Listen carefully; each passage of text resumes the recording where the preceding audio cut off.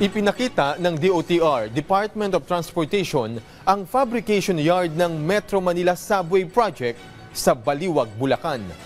Ang fabrication yard ay may lawak na halos 9 na ektarya kung saan doon binubuo ang mga concrete walls na ikinakabit sa subway at dinadala naman sa mga construction site ng subway.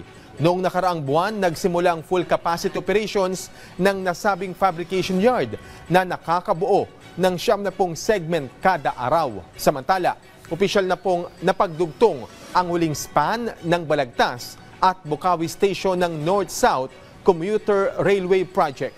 Ang nasabing viaduct span ay babagtas sa ilang lungsod sa Pampanga, Bulacan at Metro Manila na may habang 147 kilometro. Layo nitong mabawasan ang end-to-end travel time sa pagitan ng Clark International Airport at Calamba sa Laguna nang hindi bababa sa 2 oras sa pamagitan niya ng tren mula sa 4 na oras na biyahe sa kalsada.